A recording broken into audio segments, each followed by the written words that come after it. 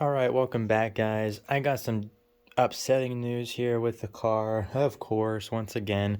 My last video, I can't even remember what I did.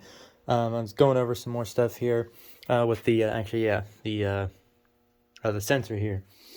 Actually, it wasn't my last video because I never posted that video, so because it actually cut out halfway during it. But it was the replacement of the temperature sensor, which is located right there.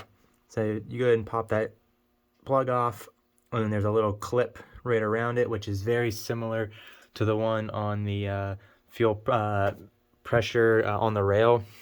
It's just a little clip. You can actually kind of see it right behind the plug. You pull that out, just pull it straight up and pull it out completely, and then you gotta just wiggle the sensor a little bit and it pops right out. And then make sure you have your washer or seal on the other side of it. Be sure that that is out. Mine's actually stayed in there, so it's got to fish it out with a little hook of some kind.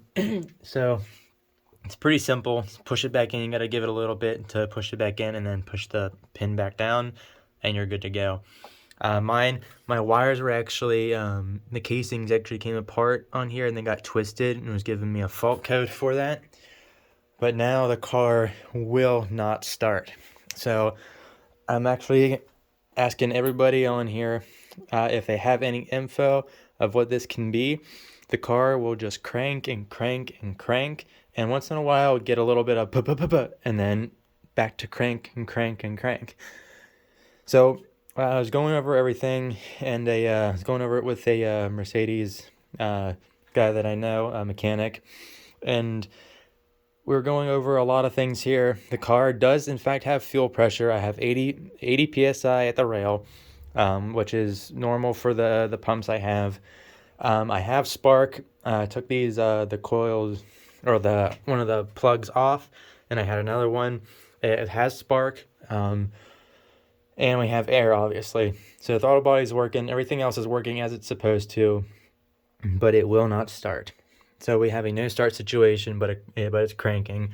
All the relays, all the sensors, everything is new. All the fuses are good. Kind of just eliminating so many things here. And then the crank position sensor is in fact new, a new Bosch sensor. But I went ahead, took off the connector to it, and powered up the car to see if there is any voltage coming into it. Which in fact there should be at least half a volt. Excuse me. There should be at least half a volt while cranking the engine over. Correct me if I'm wrong. If anybody has any more info on that, on the correct specs of what I should be looking for, please let me know. But that's what I got. I got actually 0 on that reading, so it was showing nothing, but I did have continuity on my ohms on the reader here.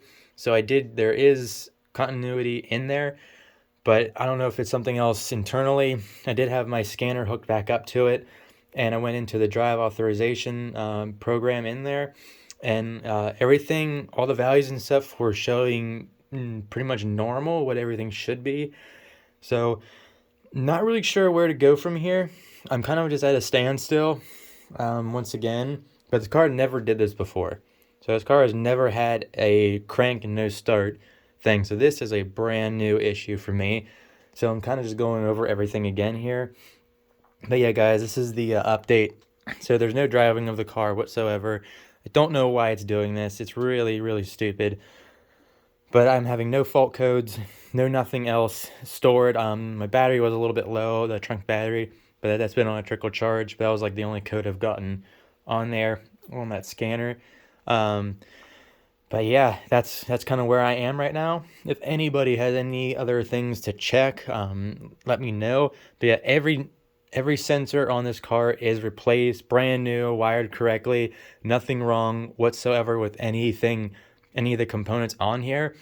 So I have something electrically, so if anybody knows what I should be looking for past that, other than the ECU at this point, because it kind of just all goes into the ECU, but it also the ignition system, which I have also checked in the drive authority, gives the ignition for all the key and everything like that. If it's communicating with all the modules, which it is, everything looks good on that end. So I'm not sure where to go from here. Again, guys, if anybody knows, please put a comment in there. Let me know so I get this thing back on the road. So I believe I fixed all the leaks, all kinds of boost leaks, everything like that is all taken care of. And now this gets thrown into the mix. So I'm not sure, again, what is going on. But yeah, don't want to make this video too long. Just want to get this out here quick, see if I can get any help with anything else. So yeah, guys, let me know, see what I can do then, and fill you guys in if there's any new results here, if we get it fixed, figure out what's going on. But yeah, guys, thanks for watching, thanks for subscribing, thanks for the likes, the comments, love it. Thank you, and I'll catch you on the next one.